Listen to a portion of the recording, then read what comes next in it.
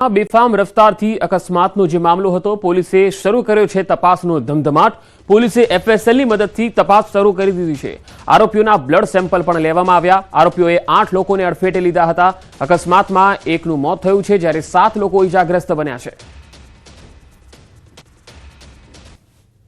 अलग अलग टीम बनावी અને આપણે સીસીટીવી ફૂટેજ આખા મેળવ્યા છે કે ક્યાંથી આ લોકો નીકળ્યા હતા અને કઈ રીતે કઈ સ્પીડમાં આવતા હતા। એ ફૂટેજના આધારે હવે એફએસએલ માં મોકલી અને એમની સ્પીડ કેટલી હતી એનું પણ આપણે એફએસએલ દ્વારા પરીક્ષણ કરવામાં આવશે, કેટલી સ્પીડમાં એ લોકો જઈ રહ્યા હતા। આ સાથે સાથે એ લોકો આખો દિવસ ક્યાં ક્યાં રહ્યા છે એ ટેકનિકલ સોર્सेस દ્વારા અમે આખું એનું એનાલિસિસ કરીશું અને આખા દિવસની પ્રવૃત્તિ શું હતી આ લોકોની એ પણ અમે એનાલિસિસ કરી રહ્યા છીએ। અને હવે વાત મોતની આગની।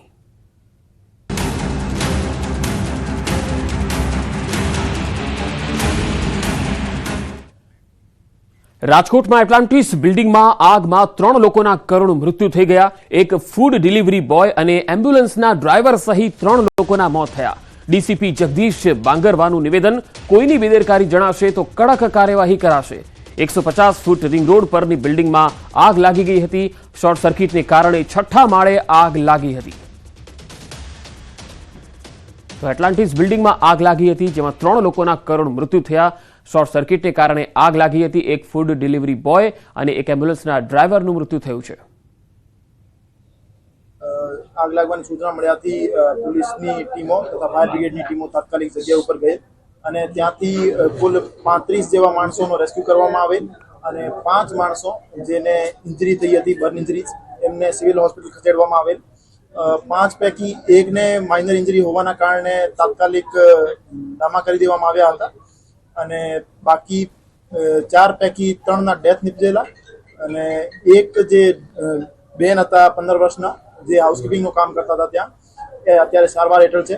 એક મૃતક અજયભાઈ મકવાણા હતા જે સ્વિગી ડિલિવરી બોય હતા અને સ્વિગીની ડિલિવરી માટે આવ્યા હતા। બીજા 2 માણસો જે હતા એમને આઈડેન્ટિફાઈ કરી લેવામાં આવ્યા છે, એમને ઘરવાળાનો સંપર્ક કરી લેવામાં આવ્યો છે। પ્રથમ દ્રષ્ટિએ એવું જાણવા મળ્યું છે કે એમ્બ્યુલન્સ ડ્રાઈવર હતા અને ત્યાં બિલ્ડિંગમાં શેના માટે આવ્યા હતા એના બાબતે તપાસ કરવામાં આવશે। તો 6ઠ્ઠા માળે ફ્લેટમાં કામ કરતી સગીરા દાઝી ગઈ હતી। ઇજાગ્રસ્તની માતાએ સમગ્ર હકીકત જણાવી। ઇજાગ્રસ્તની માતા પ્રથમ માળ પર હતી। मेरा जो आग लगेला बिल्डिंग में दूसरा बिल्डिंग में काम करती थी मैं। फिर वो भाभी को कितना काम बाकी रखी बोल के देखने को गई तो उसको पता नहीं है आग लगेला, उसका आग आ गया। उराड़ो पारती थी तो भाई ले नहीं तो पूरा हो जाती मेरी लड़की उधर ही। एक भाई को पता चला तो उसको पकड़ी मुख चुप अंदर लिया, फिर उसको थोड़ा कम ही लगा है, हाथ जला है। आ बेन છે જે કવિતાબેન, એમના ભાભી કંઈક 6ઠ્ઠા માળે કામ કરે છે, એ બીજા બિલ્ડિંગમાં કામ કરે છે। એ જોવા ગયા હતા કે ભાભીએ કામ પૂરું કર્યું કે નહીં, તો અહીંયા ઝડપમાં આવી ગયા છે। જ્યારે એમને ભાભીને પૂછે ને તો કંઈક એસીમાંથી શોર્ટ સર્કિટ થઈને આખી ફર્નિચરનું કામ ચાલે છે, એમાં બધું આવી ગયું છે। એ રીતના ભાભીએ મને જાણ કર્યું। ઘટના સ્થળે અમે ગયા નથી, અમે ડાયરેક્ટ અહીંયા દવાખાના આવ્યા છીએ। છે હવે એ લોકો તો એમ કહે છે કે 3-4 જણા તો વહી ગયા છે, અત્યારે ભાણી છે એ સિરિયસ છે। તો રાજકોટ એટલાન્ટિસ બિલ્ડિંગમાં આગના 3ના મૃત્યુ થયા। આગમાં ફૂડ ડિલિવરી બોય અજય મકવાણાનું મોત થયું છે। મૃતક ફૂડ ડિલિવરી માટે ગયા હતા। પરિવારમાં માતમ છવાઈ ગયો છે। પાર્સલ દેવા ગયા હતા ને આગ લાગી એવો બનાવ બન્યો છે। અમને માહિતી એટલી આપી કે તમે આ જગ્યાએ આવી જાઓ, આ ભાઈને આ રીતે થયું છે, એટલે અમે અહીંયા આવ્યા હતા। અહીંયા જોવા જાણવા મળ્યું કે આ ભાઈ અત્યારે બરોબર। અને શેમાં નોકરી કરતા, કેટલા સંતાન? હજી હમણાં હજી લગભગ 1.5 મહિનો થયો છે। પરિવારમાં એક બેબી છે એમને। રાજકોટના ગોંડલમાં રાજકુમાર જાટનું અકસ્માતમાં મૃત્યુ થયું। આ કેસમાં મોટો ખુલાસો થયો। ખાનગી બસ ચાલકે યુવકને અડફેટે લીધો હોવાનું સામે આવ્યું। પોલીસે બસ ચાલક અને ક્લીનરની અટકાયત કરી લીધી છે। પોલીસના જણાવ્યા અનુસાર રાજકોટ અમદાવાદ હાઈવે પર અકસ્માતમાં યુવકનું મોત થયું, ત્યારે ગત 9મી તારીખના રોજ મૃતકના બનેવીની ફરિયાદના આધારે કુવાડવા રોડ પોલીસ સ્ટેશન ખાતે અજાણ્યા વાહન ચાલક વિરુદ્ધ નોંધાયો હતો ગુનો। ત્યારે રાજકોટ શહેર પોલીસની તપાસમાં જૂનાગઢથી અમદાવાદ જતી ખાનગી ટ્રાવેલ્સ બસ દ્વારા અકસ્માત સર્જ્યો હોવાનું સામે આવ્યું। પોલીસે 150થી વધુ સીસીટીવી કેમેરા તપાસ્યા। રાજકોટ એસઓજી પોલીસે ખાનગી ટ્રાવેલ્સના ડ્રાઈવર અને ક્લીનરની અટકાયત કરી છે। રમેશ મેર અને ઇબ્રાહીમ નામના વ્યક્તિઓને જૂનાગઢથી ઝડપી પાડવામાં આવ્યા। અકસ્માત સર્જનાર બસ પણ કબજે લેવાઈ। એક ડમ્પર ચાલક દ્વારા ટીમને માહિતી મળી કે એ પોતે જ્યારે ત્યાંથી 2:33ની આજુબાજુ પસાર થાય છે તેની પહેલાં ત્યાં બોડી પડેલું હતું. એ ધ્યાનમાં રાખીને અને કઈ બસ જે છે એ તેની આગળ ચાલતી હતી તે બાબતે માહિતી મેળવી અને ફર્ધર જ્યારે તપાસ કરવામાં આવી ત્યારે ધ્યાન પર આવ્યું કે મહાસાગર ટ્રાવેલ્સની એક બસ છે 3131 નંબરની અને તે શંકાસ્પદ જણાઈ. તેના આધારે તેની ટ્રીપની માહિતી મેળવી અને ડ્રાઈવર કોણ હતું તેની માહિતી મેળવી અને આગળ જૂનાગઢ પોલીસની પણ મદદ લઈને તે જે ડ્રાઈવર હતા તેની પૂછપરછ હાથ ધરવામાં આવી અને પૂછપરછના અંતે તે ડ્રાઈવર દ્વારા રાત્રિનો સમય હોય અને બ્રિજથી એ પોતે જ્યારે નીચે ઉતરતા હતા એ જ સમયે અચાનક જ તે આ વ્યક્તિ જે છે રોડની વચ્ચે ચાલ્યો જતો આવેલો હોય અને આંખ પર એને પ્રકાશ પડતા તેને દેખાણું નહીં અને તેનાથી એક ભૂલથી એક્સિડન્ટ થઈ ગયેલો હતું તેવી કબૂલાત આપવામાં આવી છે.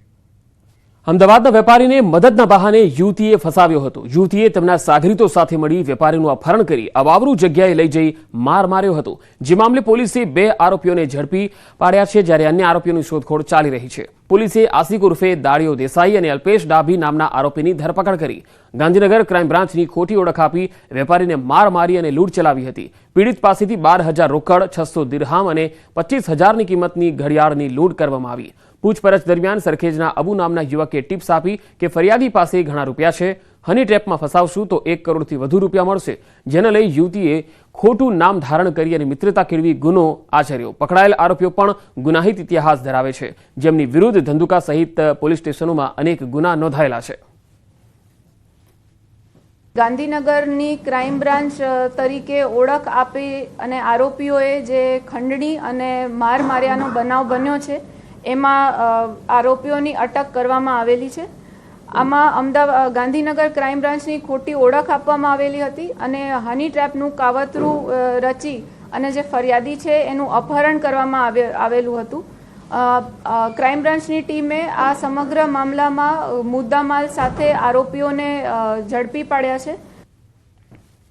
મોડાસામાં મળેલ કથિત નકલી મામલે ફરિયાદ દાખલ થઈ. 10 મહિના બાયડના ધારાસભ્ય ધવલસિંહ ઝાલાએ જનતા રેડ કરી નકલી કચેરીનો પર્દાફાશ કર્યો હતો.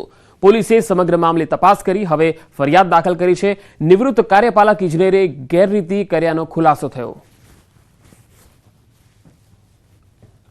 20/2/2025 એટલે કે 1 વર્ષ પહેલા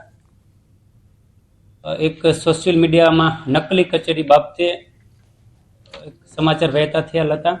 તે બાબતે વહીવટી તંત્ર દ્વારા ઉચ્ચ સ્તરીય કમિટી બેસાડેલ હતી અને ઉચ્ચ સ્તરીય કમિટી દ્વારા આ મુદ્દાની ગંભીરતાથી તપાસ કરેલ હતી.